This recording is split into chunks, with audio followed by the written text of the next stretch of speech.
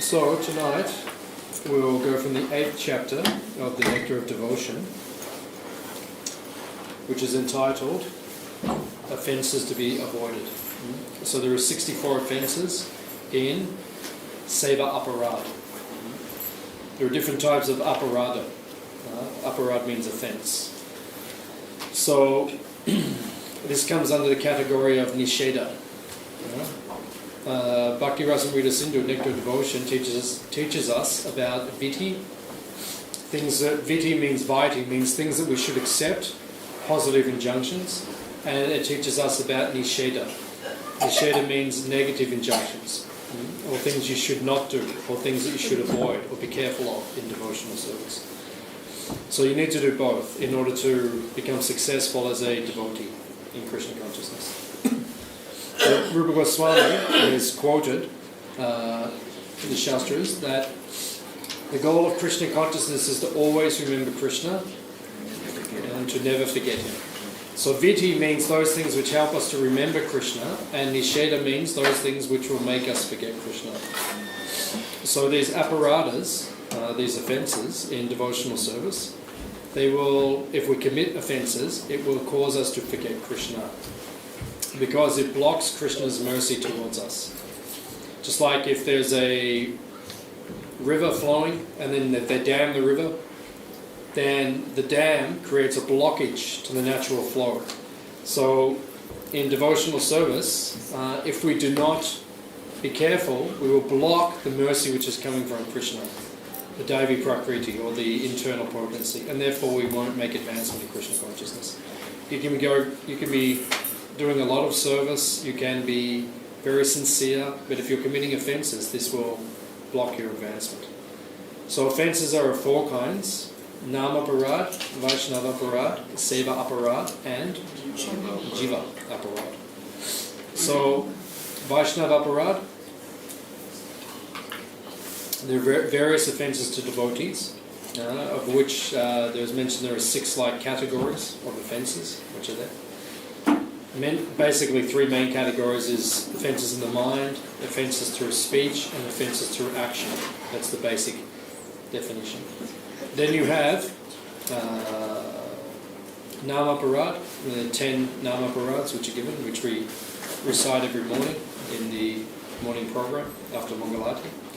And then there is Jiva Aparad. And Jiva Aparad means to offend any living entity. Prabhupada said a devotee will not even offend an ant. You'll see in the pastimes of Jad Bharat, very good, from the 5th canto of the Bhagavatam. You see Jad Bharat, he would not even step on the ants. Another example is Mrigarari, the hunter. After he was converted by Narada to become a devotee, then he would be very careful not to touch the ants. So to harm the ants, the trees, the insects, the birds, the animals, the humans, all this is Jiva Aparad. Then there are Seva Aparad. Seva Aparad means offences while serving the deity. So this is what is covered in this chapter, 64 offences. You have to be very careful about committing offences towards the deity. So as we go, if you have questions, you can ask. In the supplementary Vedic literature, there is the following list of 32 offences in the matter of serving the Lord. Number 1. One should not enter the temple of the deity in a car or palanquin or with shoes on the feet. So this is the first offence. One should not enter the temple of the deity in a palanquin. So this is more of a traditional thing, and it is specifically mentioned in regards to the royal families. For example, the royal families would be carried around in palanquins. You see in the 5th canto, in that pastime of Jad Bharat with Maharaj Rahugana. Rahugana has been carried on a palanquin. You won't find it so prevalent these days. Hands up if you ever came to the temple on a palanquin. Okay, so it's not such a big problem. But don't do it. Don't get carried into the temple like that. So it says here, do not enter the temple. It means if, this is in traditional times, because sometimes the kings or the queens, they would be carried to the temple But when you come in front of the deity, you're no longer the supreme person. You may be the king, but when you come before the deity, you're a minor king compared to Krishna. So if you come before, then you must enter in a humble state of mind. So it says here, you should not have shoes on your feet. So we know this, don't have shoes on your feet when you enter the temple. But we don't wear shoes in the temple, we know that much. As much as possible, the feet should be clean when entering the temple. This will be covered as we go further ahead as well. In most of the temples in India, before you enter into the temple, is a place where you can wash your feet. So you should make sure your feet are clean. Generally, like here in winter, we take off our shoes and then we go in with our socks, like that. So we can't wash our feet, but the traditional system is you actually wash your feet before you go into the temple. So the basic principle is that when you're outside the temple, do not wear shoes, or do not wear your socks around the courtyard, or bare feet around the courtyard. If you come out of the temple, you put shoes on. I see devotees sometimes walking around, from the temple to the kitchen or from the deity room, like that. You should be wearing shoes in between. Because when you're entering the temple, your feet should not be unclean, like that. So at least have a standard of cleanliness when you're entering the temple. Number 2, one should not fail to observe the various festivals for the pleasure of the Supreme Personality of Godhead, such as Janmashtami and Ratha Yatra. So it is actually considered an offence not to observe the festivals. So we all observe the festivals, but it doesn't just mean the large festivals, like Janmashtami no one misses, Gopanim no one misses, but it means all of the festivals, even the minor festivals, you don't miss them. You should make every endeavour to be at the festival for the entire duration of the festival, to worship the deities. Now, one example is the Julan Yatra, which is coming up soon. It will begin in August this year. So the Julan Yatra will run for 5 nights. So as much as possible, you should be there every night for Julan Yatra. As much as, if you live a long way from the temple, then maybe you can't make it every night. It's difficult, but you should be there as much as possible for the whole festival. It's for the pleasure of the deities. If the deity is having a festival, then we should attend the festival and observe the festival. It is for Krishna's pleasure. So it is being mentioned here, do not neglect the festivals. Number 3, one should not avoid bowing down before the deity. So this is important. When you enter the temple, you should bow down before the deity. Now what is the correct order when we enter the temple? What is the correct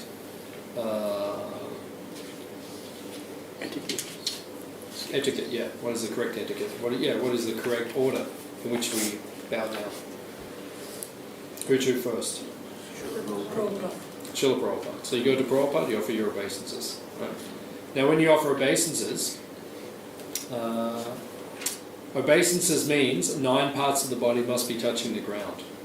Otherwise it's not considered, and this will come up. Rupa Gosvami will mention this in a few more verses. 9 parts of the body. What are the 9 parts of the body which must touch the ground when we offer obeisances? Forehead? Okay. Shoulders. Shoulders. Okay. How will you get your shoulders on the ground? Not your shoulders. It's okay. Super, don't worry. It's okay. Everyone can hear me, but just in the next week, if you can, try to get yourselves. So, forehead, then? Hands, very good. Both hands should be on. Yeah, very good. Elbows, very good. Legs and knees. Feet and knees. Feet? And knees. And knees, very good. Okay, yeah, that's it. So these are the 9 places of the body. When you offer dandavat or obeisances, whether full obeisances for the men, or the women or the men may offer the crouching position, all 9 parts of the body need to be touching the ground in order for it to be considered full obeisances. Otherwise it's incomplete. That's why Rupa Goswami will say in a few more rules, he'll say do not bow down on one hand. Okay, so you have to be bowing down properly. like that. Now technically, if we get technical, then when you're bowing down, your thumbs should be crossed like that, technically. And the meditation is when you're bowing, is that your feet are touching, your hands are touching the feet of the personality who you're offering your obeisances to. Okay? So it means that you have your thumbs crossed like that, and then you're touching the feet, and you're meditating, Nama Om Vishnu, but then you meditate on touching Prabhupada's feet. When you go before Lord Caitanya, Lord Nityananda, then that's how you meditate. So that should be the meditation of the devotee. So, as it says here, that when you enter the temple, do not avoid bowing down before the deity. You see, sometimes the devotees, they become slack, or they do not follow the rules properly. Just like devotees think, sometimes they're looking for someone in the temple, so they're lazy. Right? So they put their head in the temple and they look like that through the doors. Like that. And you think, well, I haven't gone in the temple, I don't have to offer my obeisances. So you put your head in and you say, Haribol Prabhupada, Haribol Radha Ballava. I'm just looking for someone, have you seen them? It's not the correct etiquette. It means if you see the deity, you must offer your obeisances. It's offensive, and this is mentioned further on. You see the deity, you don't offer your obeisances, you're committing an aparad. Even if you're outside the temple, and through the doorway, if the door opens of the actual deity room and you see in, and you see the deity but you don't offer obeisances, even though you're outside, that's an offence also. Okay? So you have to understand the proper etiquette. So when you enter in, you must offer your proper obeisances. So you go to Prabhupada, then to Gauranitai, because by Gauranitai's mercy, then we approach Radha Krishna, and then Radha Krishna further reveal themselves as Jagannath, Balarama, and Subhadra in this temple. So there is an etiquette. So you offer obeisances to each deity like that, and you offer with your 9 places of your body touching. Prabhuji, sometimes when people they are sensitive, they lie perpendicular to the deity. What does that mean? I mean, you know how the deity is, we go from that side and go, and they put their feet towards the Srila Prabhupada. Yeah. So, when Prabhupada was on the planet, one time he walked into Bhaktivedanta Manor, and the life member was doing that. He was offering obeisances to the... You see sometimes the people come, they offer their obeisances like frontwards towards the deities, or they go down, they bow on the steps, put their head down, they put their rear end towards Srila Prabhupada. So Prabhupada himself walked into the temple while that was happening. There was only the pujari there, and the people were offering their obeisances the wrong way. When you offer your obeisances to a respectful person, you offer your left side, when they're not physically present anymore. In other words, when the Guru has gone into uppercut Leela, when the Guru is no longer present, you offer obeisances with your left side facing his picture, or his form, his murti. But when the Guru is physically present, you offer your right side. Right? That's the correct etiquette. Right? So, Prabhupada, he came into the temple, and this life member was offering obeisances directly to the deity, head first, but the feet were pushing towards Prabhupada's Vyasasana picture. Prabhupada wasn't even there. He just walked in, but his picture was there. So then he walked up to the pujari, and pujari was in the middle of offering the arti, and he said to the pujari, he said, you should be teaching them. This is the point of the temple. It's an educational institution. So sometimes I'm chanting my japa, like in front of the Radha Ballava, and people come in, and I see them offering the obeisances incorrectly, and I say, Prabhu, I say, come over here. They come over. I say, don't offer your obeisances like this. I said, your rear and your feet are pointing towards Guru.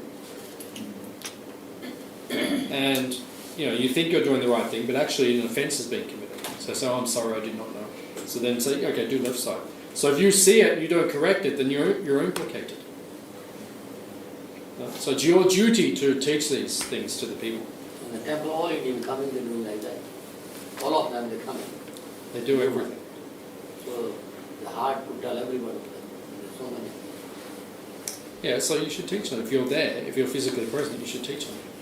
Most of the time there's not so many of them there that you can't point it out. But you should point it out. It's your duty. If you know the correct thing and you don't educate them, then what's the point? Why should they come to the temple? They just put some money in the hundi, they walk out, they don't get any benefit. You have to teach them the etiquette. That's the point. So all these things are important. Not only do Guru Puja here in the morning, we are offering puja to Srila Prabhupada, but our back, we are showing our back to deities. So is that correct? It's not correct. When Prabhupada was here, sitting on that Vyasasan there, you see there's a video, and Prabhupada actually says before the class starts, all the devotees are sitting with the back towards right. Prabhupada said, sit side on. So it should be side on. Back should never be towards the deities. Now I know during the kirtan, during Guru Puja, I know we do that. And I also know that when we turn around we do the kirtan for the deities, our back is towards Prabhupada. I do it myself.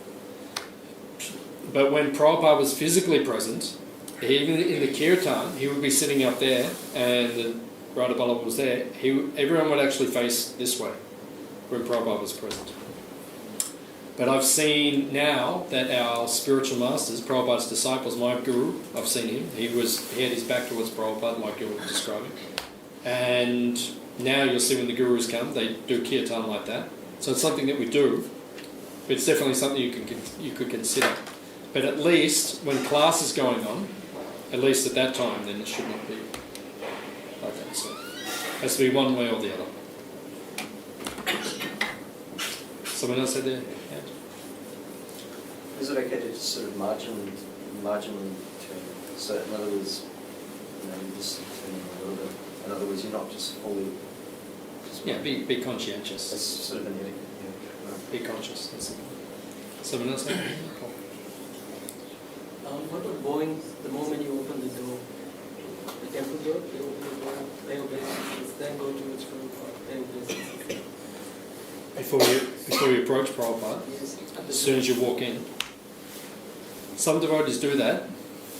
Some devotees first offer their obeisances to the Vaishnavas. They walk in, first thing they do is they bow down to any Vaishnavas, then they approach Prabhupada, and then you can do like that if you like. Or you can just directly approach Prabhupada and then come around. Any other questions? Some people take the dust of the step entering the temple, and then they touch the... As we're about to enter? Yeah. Yeah. So is it okay? Yeah. And some people do it at the entrance of the temple. As they're coming up the steps? Yeah. So that's okay. Yeah, when I go to India, my spiritual master taught me that when I enter the temples, then we take the dust. All the Vaishnavas, we take their dust in their head. So as soon as you put your, the step is there, first step, you should just there. I don't do it in the West. I do it when I go to India. Okay. But I've seen many devotees doing it here. It's nice. It's a nice thing if you like to do it. The other thing they do is when devotees walk in, they put their head against the wall because Radha Ballabha are on the other side. So that's nice as well. Okay. I don't do it personally, but I've seen devotees do it. From the outside. Yeah. That's good. Regarding the observing of the festivals, most festivals are celebrated in the temples around the world. But one of the specific festival about Chandan Yatra festival that is observed, that starts on Akshaya Tritiya, and it's mostly observed in India, in Mayapur, Vrindavan, and some other places, but not in the western side. Probably, especially in Australia, because it's cooler time. What about that? Chandan Yatra you can do in summertime, not in wintertime, because we're in the southern hemisphere. So on the days when it becomes very hot, the one thing about India is the weather's usually consistent. From Akshaya Tritiya, 21 days for Chandan Yatra, it's hot. Pretty much that's the standard. In Melbourne you don't know what's going to happen. So you put the deities Chandan on them when it's 42, that's fine. The next day it's 20. So that's not appropriate. So only do it on the days when it's very hot. And that's okay.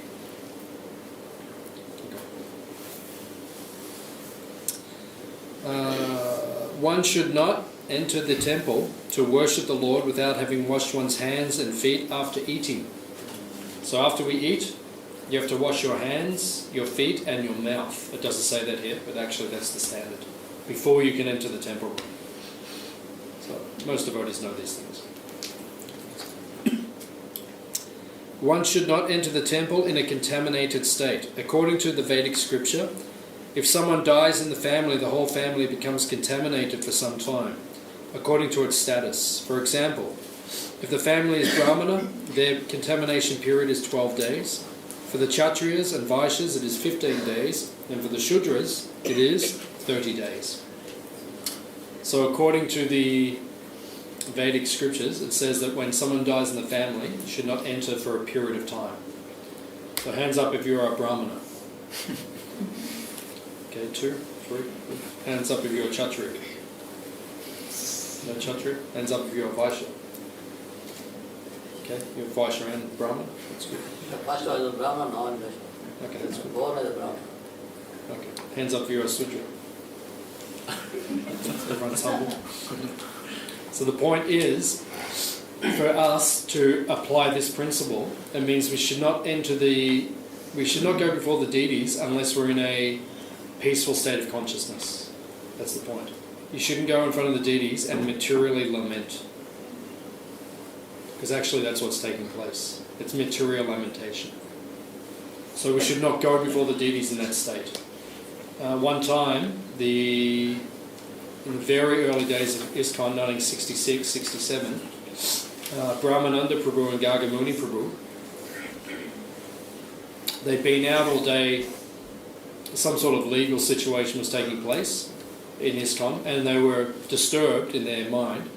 So they came back after the whole day, they'd been with the lawyers or something, and there's some problem with ISKCON, and at the end they came back and it was the 7 o'clock arti. So they came into the temple and they were in front of the deities, but they were not smiling because they were disturbed by what happened during the day. And Prabhupada said to them, he said, don't come in front of the deities like this.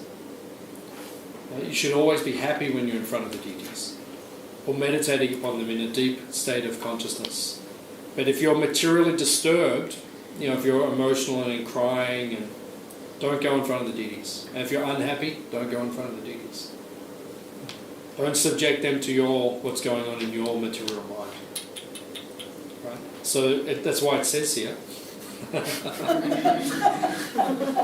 Thank you for the support.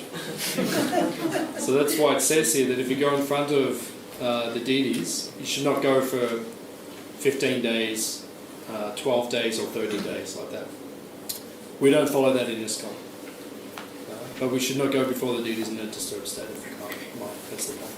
If you're not lamenting, if somebody dies, if you're not lamenting, then you can go. Yeah, then you can go. There is no date. Yeah. The point is you should be in front of the deities for the deities' pleasure. That's the point. So. In Vedic system, there are so many Indians, they are married with the Vedic system, not the Hare Krishna system. So, will they consider their in-laws as their relatives?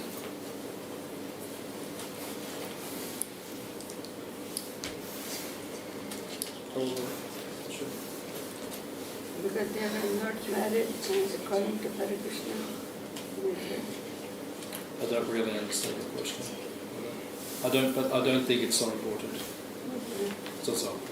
But I have seen some people, especially ladies, they coming after their in-law's death or something. In the temple, they don't observe. So is it right? As long as they're not lamenting in front of the deities, that's the main point. So the days you said, 12 days and 15 days and 30 days. Yeah, for outsiders, they can follow those things. What do you mean outside? People who are not in ISKCON, they can follow those things. And those who are in the ISKCON, if they are not lamenting, that rule doesn't apply. That's okay. Okay. If you're not lamenting, then you can go. Okay. If someone dies, but then if you're not showing too much, like overly emotional or unhappy, then you can go in front of the deities.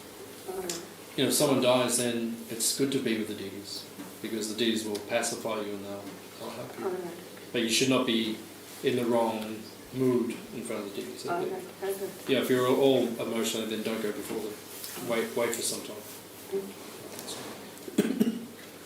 Okay, one should not bow down on one hand. So you see devotees all the time, they've got their bead bags, offer their obeisances to the deities or to the guru, like that with the bead bag. So you should put your bead bag on the side. You know, in this temple we have like little ledges all around the temple. You walk in the temple, put your bead bag down, offer your obeisances properly, and then pick up your bead bag. Okay. Should be the system. Also, it's said that you see the devotees are like chanting their japa, and then the deity doors will open or Prabhupada's curtain will be taken away after he's being dressed or something. And you see devotees do this kind of bobbing kind of system. You know, they just kind of lean forward and just like that. It's not a good system. You should offer your obeisances properly. So, you know, put down your beads, adjust yourself properly, offer your obeisances fully with 9 places of the body, and then sit back. And devotees we get lazy all the time, that's our problem. As much as we can modify or shorten something or make something easy for ourselves, we'll do that. But we should not do it, we should follow the system properly. So is that sometimes when we are chanting and in middle of the chant, like the doors open and we have to bow down, so devotees do keep their in the middle, like put the beads out and then start from there. So is it okay to do that while you're chanting, like you're in the middle of a japa and you leave, on that bead and you hang it outside and then take it from there? Is it a bona fide way to do it, or? It's okay as long as the break is momentary. I've seen devotees in the past, they have like pegs and things. Halfway through the round, so they put the peg on, go off and do some service, then come back half an hour later and then start. That is bogus. That is not acceptable. 1 round means 1 round. You should get in the habit of chanting your rounds as much as possible in 1 block. 16 from start to finish, as much as possible. I don't do that. I usually chant in 2 blocks. Most days, 2 blocks. But in the morning, I'll get as many done as I can, and then whatever's remaining, I'll do that in another block. But devotees should not be in the habit of 1 round, then 2 rounds, then 3, then 1, then 2, then 3, then 6. Then it's not a good way to chant. You won't really get into that. Usually most of it takes them a few rounds even to get into the mantra. So what to speak of half a round or 3 beads, or look at the clicker. When we went into the temple, we have done our lying down, all the deities. When we're chanting, so doors open. Should we do all over again, or just only 1 word or 3? It's up to you. At least once. At least once. At least once. If you want to do 3. If there is not much space, if it is crowded, so is it okay just to go down your head? But you can't put full emphasis. Have to be practical. Mm. Krishna is very practical. Yeah. He's a practical person. We should also be practical. Just like one time one devotee came, it was Mukunda Maharaj actually, and it was before he was a sannyasi, late 60s. So then, I think he was at Bhaktivedanta Manor, and Prabhupada was walking towards him. And in England it rains a lot. It's like wet and rainy like that. So there's puddle there. So he had a suit on because he'd been out preaching. So he had a nice suit, and he just came back from his preaching. And then he walked, and then Prabhupada suddenly came out and was walking towards him. So then he went to bow down, but there was a puddle there, and he had a nice suit on. So he looked at the puddle, and then he looked at Prabhupada, and then he looked at the puddle, and he looked at Prabhupada, and he was looking, because he didn't, in his mind, Prabhupada could see what was going on. And Prabhupada said, no, do not offer your obeisances.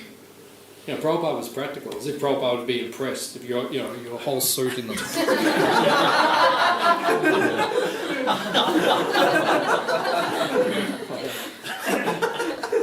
Prabhupada was a very practical person. So we should also learn to be practical. I tell you one thing, Prabhuji.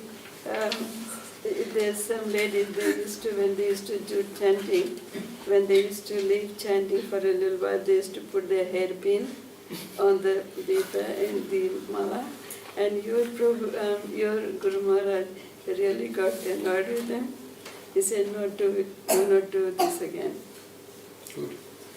In Jagannath temple in Puri, when you go into the temple, there will always plenty of prasad on the floor, plenty of water there. Then he had to go there, he had to go down properly there. By the time you come out, you know all your kurtas and things like that. It's very nice. Okay, answer. One should not circumambulate in front of the deity of Sri Krishna. The process of circumambulating the temple is that one should begin circumambulating the deity's right-hand side of the temple and come around. Such circumambulation should be performed outside the temple structure at least 3 times daily. So traditionally, in India, you'll see there are parikram paths around the temples. If you go to Vrindavan, most of the temples have a parikram path, like Krishna Balaram Mandir. So you go around the temple 3 times. Very auspicious. Here in Melbourne, you can go around, do the block or something. Just be mindful of the neighbours, that's all. With your japa. Yeah, they don't appreciate it. Especially at 5 in the morning. People like going around the temple like that. So be very conscious.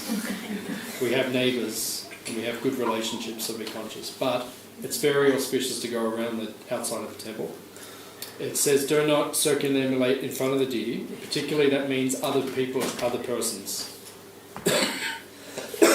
That's why you'll see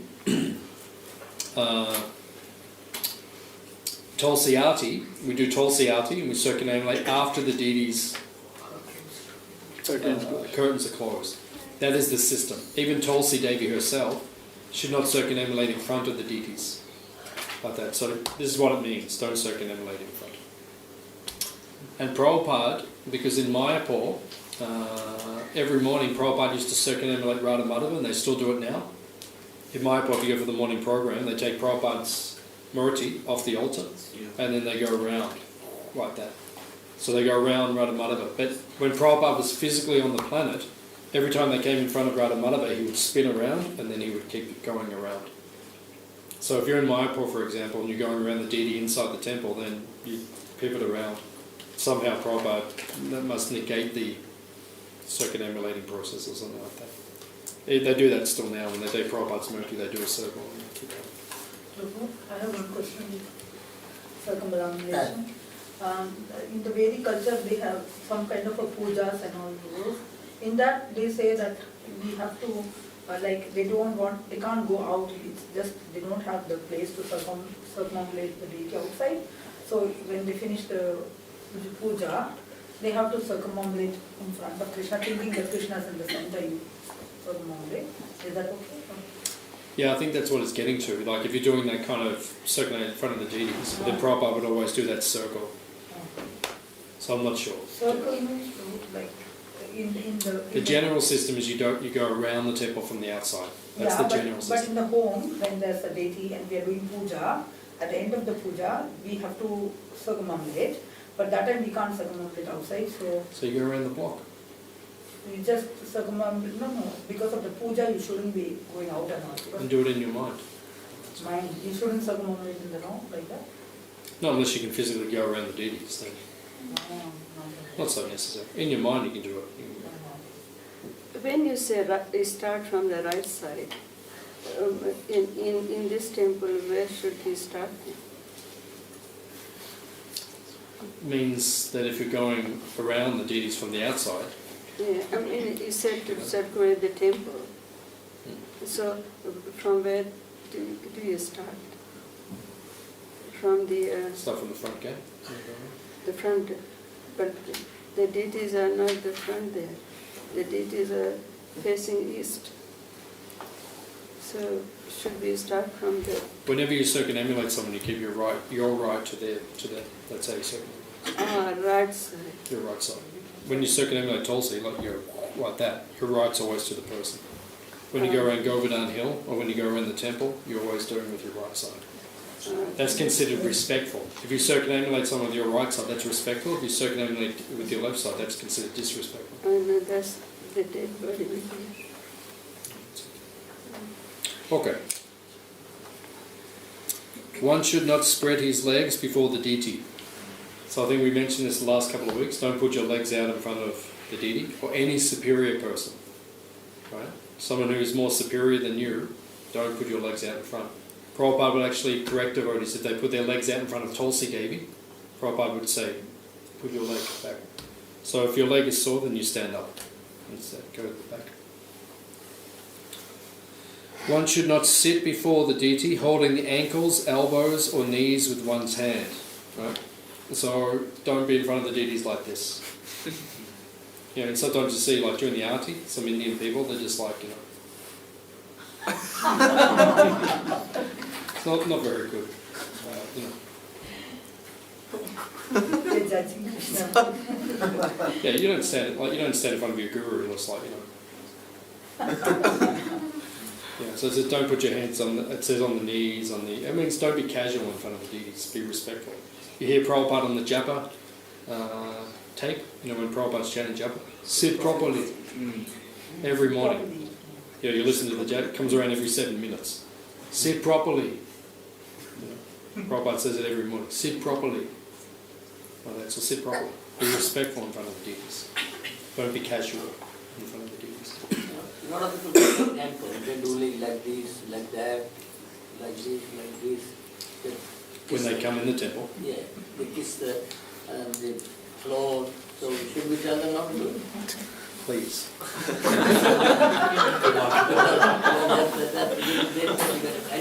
The white and this is how my father takes me. Like this, they do. We'll get to it, it's coming up. That's why I haven't mentioned it yet. But it does come up. So. Okay. One should not lie down before the deity of Krishna. So don't lie down in front of the deities. Sometimes, occasionally you do see people just kind of lie down or get casual, or it's not appropriate. Be very careful. Or you see, like, you know, people in Bhagavatam class, you know, people lean on the pillow, you know, like at the back. You know, it's like, what is your attitude? I've seen devotees sit there in the class, just leaning on the pillow at the back, just like. It's not respectful. It's not respectful. Bhaktivedanta Swami Prabhupada would actually correct the devotees. He would say, do not lean. You know, if someone's got a really bad back problem, okay, then sit, you know, with their back, it's okay. But generally, don't get lazy. You know, be very conscious where you are. Everything you do in front of the deities, even when the doors are closed, you should be the same in the Bhagavatam class.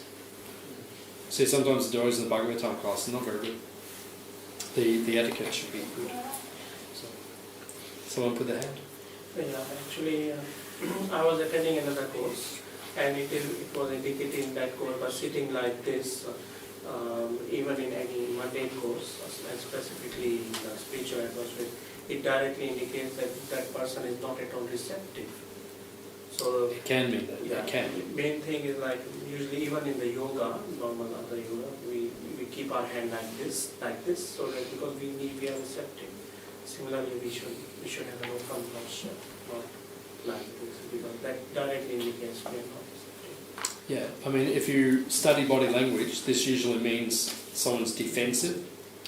So it means they may be receptive, but they may be defensive. Or they could be, as you say, they're not interested. But it can also, they could just be cold.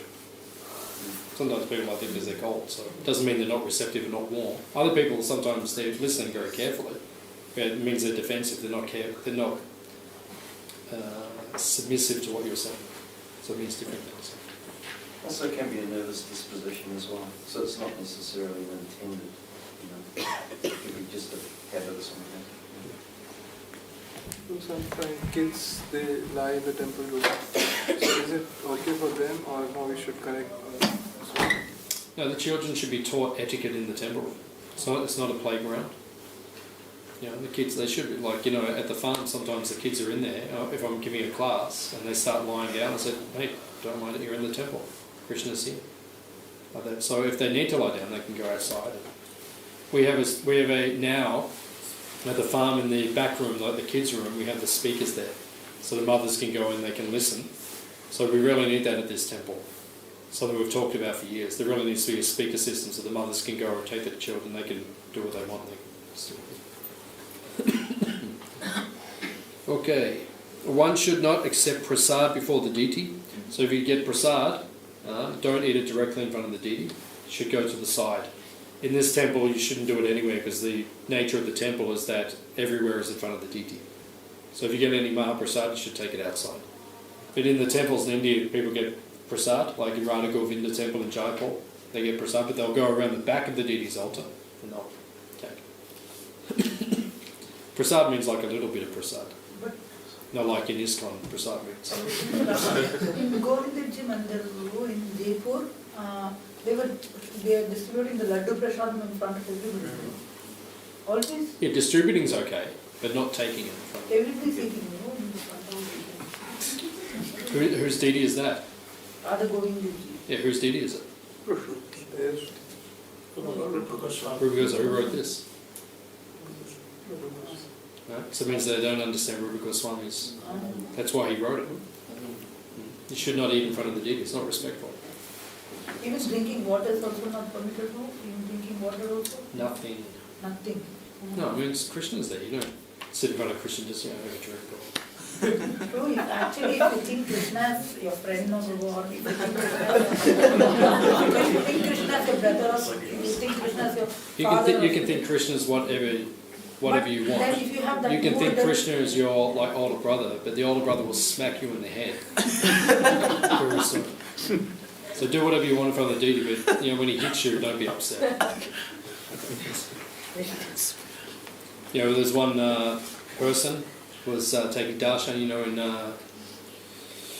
Mayapur. We have our Jagannath Balaram Subhadra. What's that called? Rajpur? Rajapur. So one person was there, one little boy, taking darshan of the deities. So no one was around, so he snuck up to take one of their brooches, and Balaram went, hit him in the head.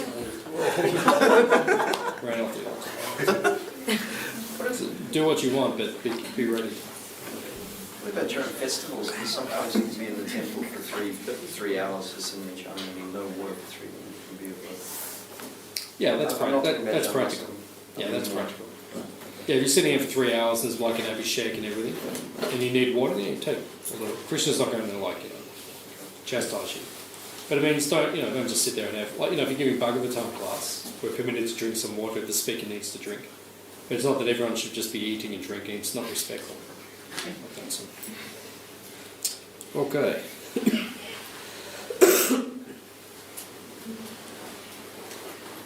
One should never speak a lie before the deity. Don't speak a lie in front of the deity. Don't say something which is untrue. You'll get reactions. Guaranteed. One should not talk very loudly before the deity. No? Everyone does this. You see after Bhagavatam class, Saturday morning, everyone just starts talking. It's not appropriate. If you want to talk, go outside. Right? The only thing that should be discussed in front of the deity is Krishna Katha. It means we speak the Bhagavatam. But all this extra talk, it should be done outside. It's disrespectful. This one's an important one, because devotees do this all the time.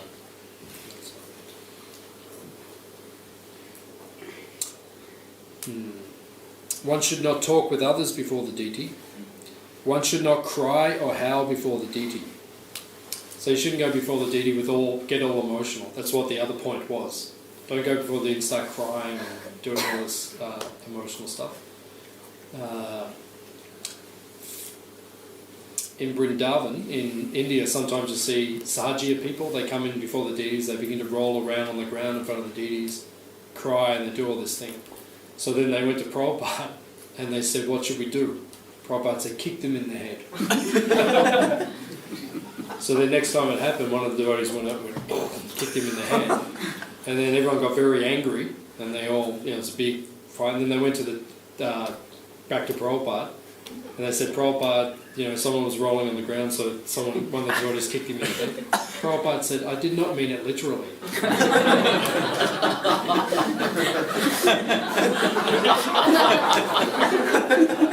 We have to be mature. Prabhupada would say things, kick him in the head, or Prabhupada would say those things. I kick on your face. Prabhupada would say those things.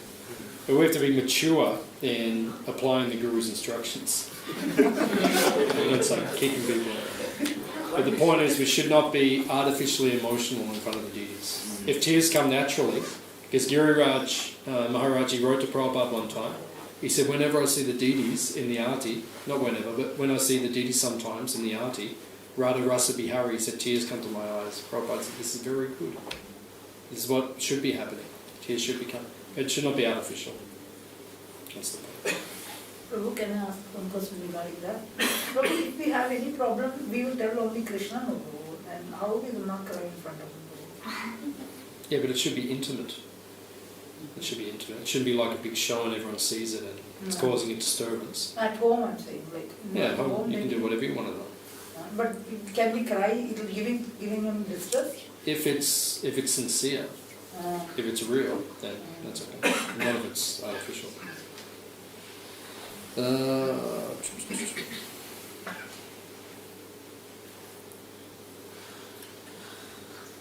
One should not quarrel or fight before the deity. Never should be any arguments in front of the deities. One should not chastise anyone before the deity. So if you have to point something out to someone, then take them outside. You know, if someone's done some mistake or something and you need to correct them, then take them outside and correct them. Not in front of the deity. Especially these days, because people do not like to be corrected. Usually if you correct someone these days, they'll immediately say something back, and it's not pleasant if it turns into an argument in front of the deities. One should not be charitable to beggars before the deity. So when you're in front of the deity, if someone comes up to you, especially in India, someone will say, give me something, then not in front of the deity, it's not appropriate. That person should not be doing it, and you should not be giving any charity. The mood is you're in front of the deity, Krishna is the maintainer. He's the one who will maintain people. If people really have a problem, they should come before Krishna. If they don't have money, they should go to Krishna and say, I don't have money, please maintain me, and he will maintain you. See, Prabhuji, one day there was a class going on Sunday evening, and there was this boy, and he was very close to the deity room, and he was putting his back towards the deity. So I went all the way just to tell him, please don't sit this way. And he was quite good, but was it wrong for me to go and tell him? It's okay, as long as you're not going to cause a disturbance to the class. No. I just told him very mildly that please don't sit facing the back towards the deity. And he was quite nice. He said he didn't. Yeah, just don't, like if someone's giving class and you start walking all around the temple telling people, it can be distracting. So. No, I wasn't distracted. No, but I'm just saying. You're a good girl. Not really. Not really?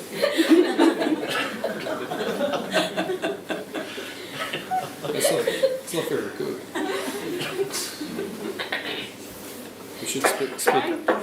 We should speak after the class. Trying to be good. Okay, one should not speak very harshly to others before the deity. So, same principle, in front of the deity, do not chastise. One should not wear a fur blanket before the deity.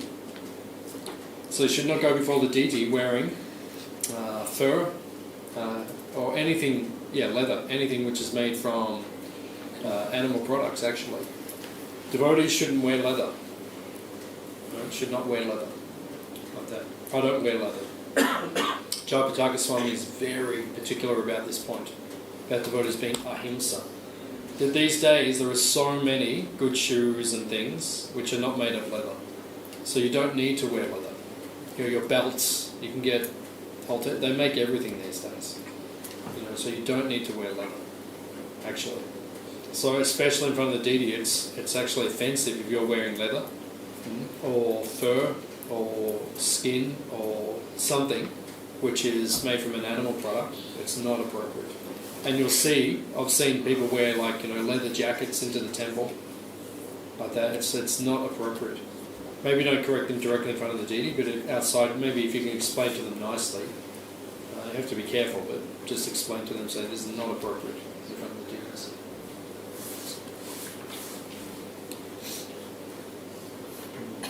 One should not eulogize or praise anyone else before the deity.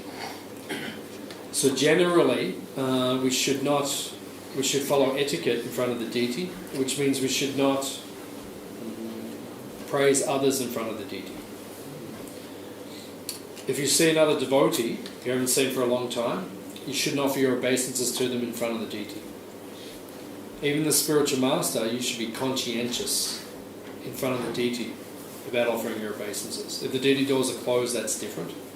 But generally, you should be conscientious in front of the deity. Now, particularly, for example, in Mayapur, like it's a big temple room, I've seen His Holiness Jaipataka Swami, like when he's, people, when the sannyasis walk around and they offer their obeisances, then people quite often touch their feet. Especially in India, it's very prevalent. You see, like when Jaipataka Swami offers his obeisances, devotees start going around and go like that. So I remember one time in Mayapur, he was in front of Radha Madhava and he offered his obeisances, and then afterwards he gave class and he said, because devotees were doing that, they were touching his feet, and he said that is not appropriate in front of the deity.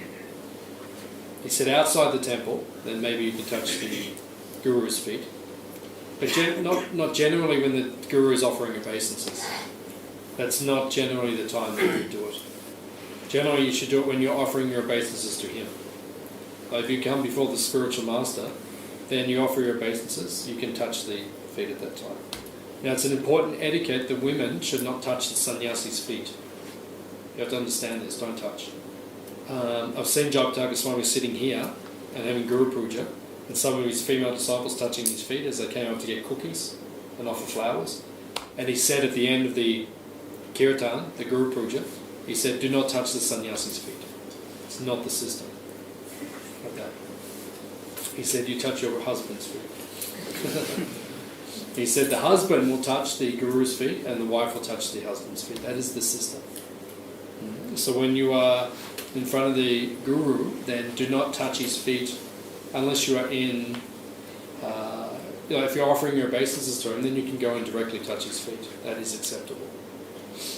But if he is offering his obeisances, for example, you should not act inappropriately like that.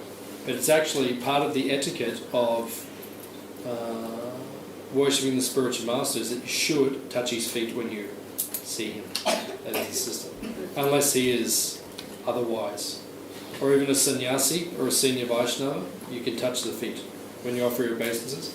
Actually, that's what we're doing. When we offer our obeisances and we're bowing down, as we said before, actually you're meditating like that. So if that person's directly in front of you, the system is that you're, traditionally speaking, you're actually touching their feet. But you have to see that they are allowing it. What is their mood? Right? When Prabhupada was in India,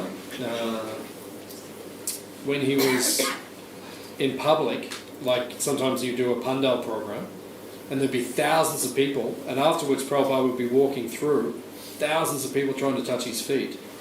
Then Prabhupada would he'd make his disciples stop everyone. He said, because they're just giving me their karma. That's the idea. They just think, I touch the saintly person's feet, all my karma's gone. It's true. But even Prabhupada, he would get sick. All these non-devotees just coming up and touching the feet. So, you touch the feet of the Guru, but it should be done with his approval, so to speak. When I used to see my spiritual master, sometimes I would offer my obeisance, I would put my head on his feet, right? I would touch his feet like that when I'm offering obeisances. But it means generally when it was just him and I, like that. If there's lots of devotees around, don't go and hold the Guru up by, holding onto his feet. And you can do it, but be conscientious of his mood. That's the point. See, Prabhuji, in the morning in a Bhagavatam class, sometimes all the devotees are sitting and the temple room is open, down in the curtain, and some sannyasi or senior Maharaj comes to give the lecture, Bhagavatam. So how should we, what should we do? Yeah, at that time you can offer your obeisances, that's okay. In front of the deity? That's okay.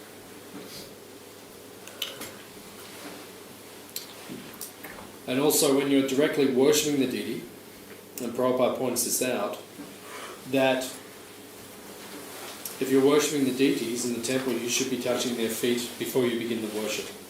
You put your head on their feet. That is one of the great benefits of doing the deity worship. If you're worshipping the Chota deities, then you touch their feet and you touch it to your head. But if you're worshipping Radha Ballabha or Gaurnitai or Jagannath Balaram Subhadra, you can actually put your head on their feet. That's one of the benefits of becoming second initiated in ISKCON. You can directly put your head on the feet of the deity. That's the system. That's what it means. That's the actual system. Do like that.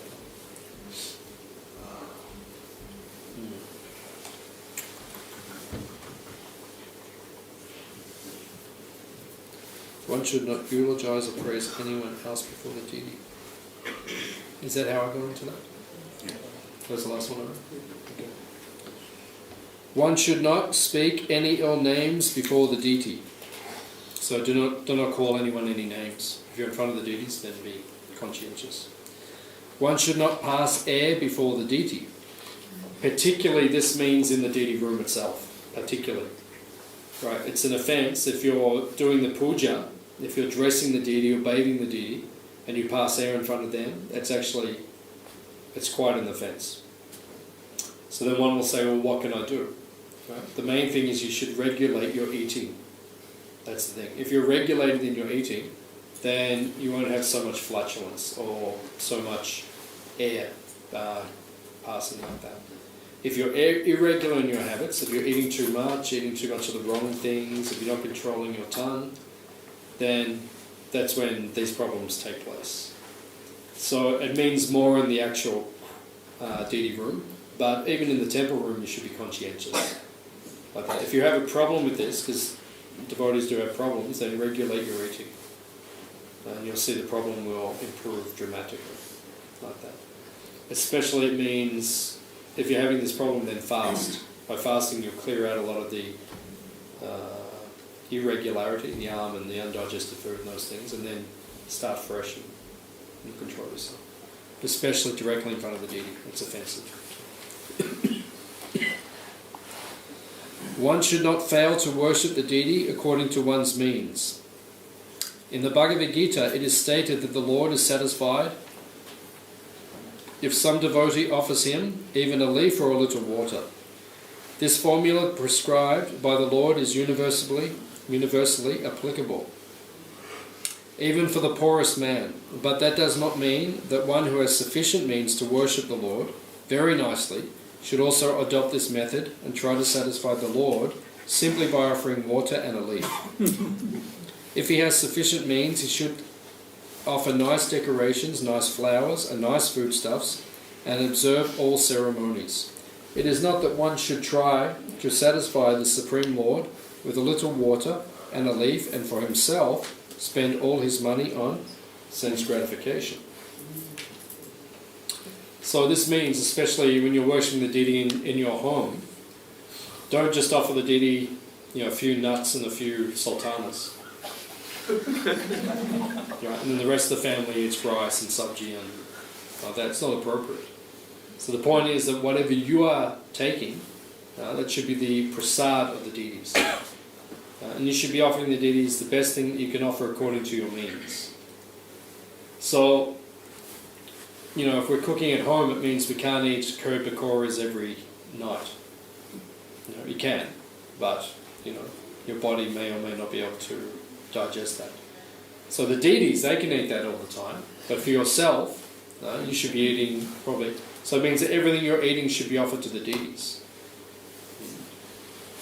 Now the point is that if you cannot offer opulent food, like in the temple we offer very opulent food to the deities, because we're in the temple, so that is the system. But when you're offering at home, you may not offer that same level of opulence, because then you have to take it and it may not be appropriate for you. So it means that the plate, for example, that you're offering the deity, it should be made of the most opulent material that you can offer the deity. So then the highest you would consider, or one of the highest, would be gold. To have a gold plate. Generally, because can be a little expensive, generally the grihastas, it's recommended they offer on silver for the deities. So if you have nice silver plates like that, then that's considered a very opulent offering. Even if the bhoga may be a little more simple, because you have to eat just rice and sabji because you have some dietary restrictions, but at least you should make it as opulent as possible for the deity. Sometimes, like at home, we have like programs when someone's from devotee's place, so we may not be able to cook whatever the time constraint. So then at that time can we offer nuts or fruits, and then obviously we'll be having a good feast at someone's place. Because you're going out to someone else's place. Yeah, because of some home programs or Sunday feast. Is that it? Yeah, that means offer the deity, worship the deity to the best of your ability. That's the point. Don't take shortcuts with Krishna. Yeah, would you offer your kids just nuts and fruit? So you should see that as much as possible, worship them nicely, as much as possible. And yeah, that's the point. The point is that it should be as opulent as you can possibly do. Sometimes you have to be a little practical, but don't make it a regular habit that you're doing like that. You should have, when the deities are installed in your house, there should be a standard which is developed from the very beginning, and you should maintain that standard. That's the point. One should not eat anything which is not offered first to Krishna. So that's the point. Everything you eat, it should be offered first to. Right? That's an offense. Right? If you get something and you don't offer it to Krishna, then you're eating bhoga. Now you have to understand what you can offer to Krishna. Krishna, he will not accept food or grains which are cooked by non-devotees. So your wheat bix and your cornflakes, which you have in the morning, I wouldn't be offering that to your deity. Even though that's what you eat for breakfast. I wouldn't offer it to the deity. Not that. Because sometimes the grihastas, they eat breakfast cereal, or they eat biscuits, or they eat bread, which is cooked by the non-devotees. But I wouldn't be offering that to the deity. Like that. I personally never offer those things to my deity. I never offer him, Kellogg's cornflakes, with bhakti.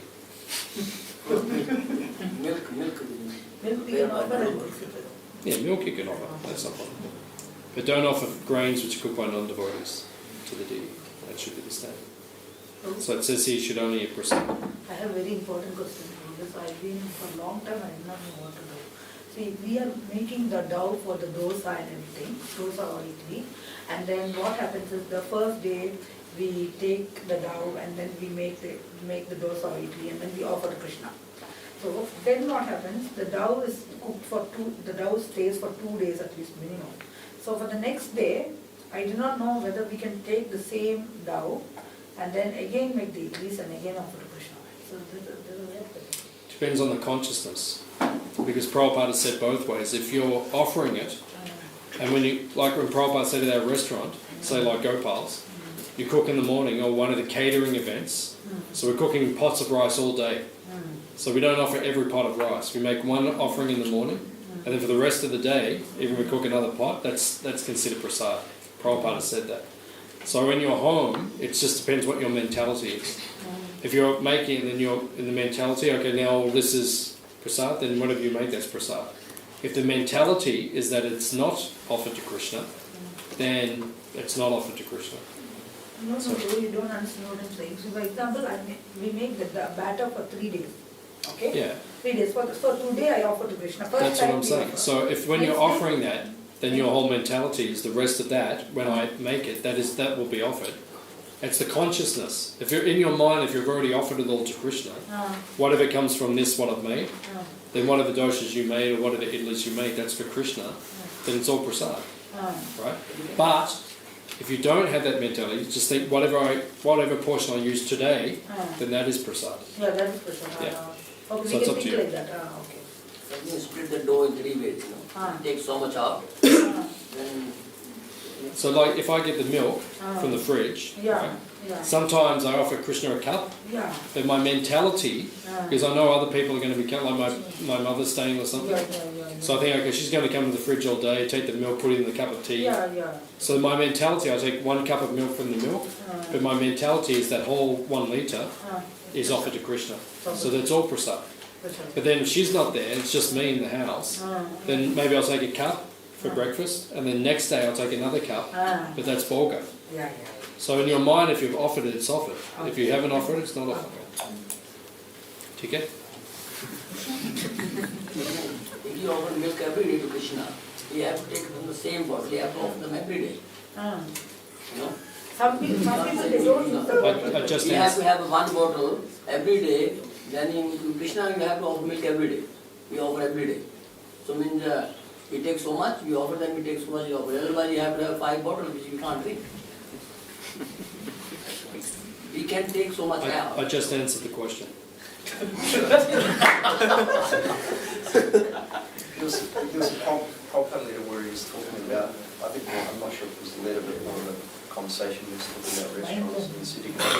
Offer in the morning, and you can cook batches during the day, so to speak, it's still considered to be part of that. I just said that. Yeah. Same thing. Thank you both for helping. Okay. One should not fail to offer fresh fruit and grains to Krishna according to the season. So Krishna wants to eat seasonally. That's the problem with the world these days. When Prabhupada first got to America, they had frozen vegetables. And when Prabhupada saw it for the first time in 1965, he thought, oh, very nice. You can get vegetables from anywhere. But then when Prabhupada cooked them and offered them to Krishna, he said they're all rotten.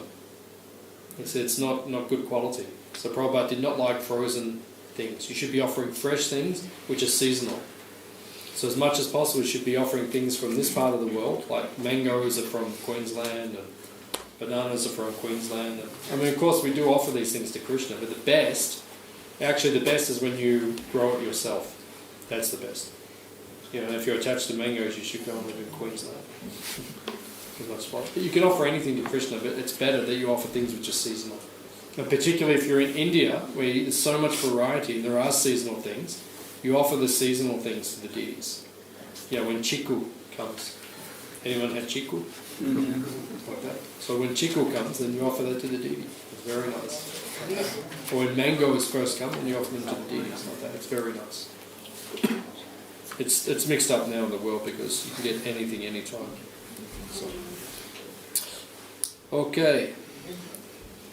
After food has been cooked, no one should be offered any foodstuff unless it is first offered to the deity.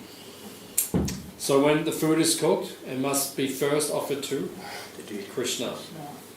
Now Prabhupada actually said when we had the first deities in ISKCON were installed, who were the first Radha Krishna deities in ISKCON? The first deities of Radha and Krishna in ISKCON, who were the first? Yeah, London Ishwara.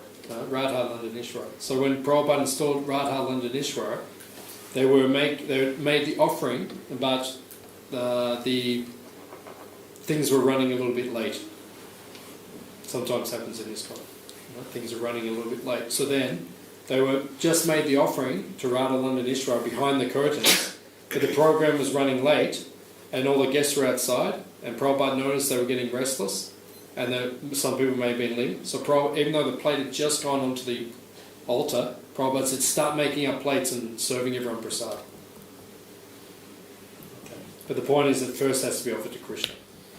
So generally the standard is the offering has to be made, offered to Radha Ballabha, their plate comes off, their plate is washed and dried, and then the prasadam is distributed. You see sometimes stories, especially the 7 o'clock offering, right, there's a frenzy in the kitchen, everyone goes into the temple. We should get into that one, we haven't gone into it tonight. But you shouldn't even be taking the offerings before it has come out of the kitchen. You see devotees do this whole thing, they all go into the kitchen, they all start taking like that. It's actually not the etiquette. And it's not appropriate for you to go in your non-devotional attire into the kitchen. All these things are not appropriate. So the point is that first must be offered to Krishna, and the system is that the plate must come off, the plate must be cleaned, then you can have something when it comes out and it's distributed properly, like that. But it's hard to enforce these things. But if you are in a hurry, then you can, you know how we did in London. So if you are in a hurry, then you can give to others. I mean, Yeah. first give to the Lord. Yeah. But it has to be sanctioned by Prabhupada or someone who's senior devotee. Prabhu, How will you get the sanction? where is this coming from? Like the plate should be washed before it is offered? Before someone starts to take. That's just etiquette. That's just etiquette. It's like if you're serving the guru. Like, you know, when I remember my spiritual master used to finish. So it was a standard amongst all of us. We wash his plate first, then we, like, you know, you don't leave the plate sitting around for hours, or it's not appropriate. You know, you've got a respectful person there, the guru or the deity, like that. So then you wash their plate. You know, you look after them first, then you can go and start doing it. Okay, so we'll stop there. Nick, there's another 32 items. So next week, if you're interested, hands up if you'd like to hear the second 32. Okay, so come next week and we'll do the second 32 items on offences to be avoided. If you have any more questions, you can ask next week. Okay. Srila Prabhupada ki.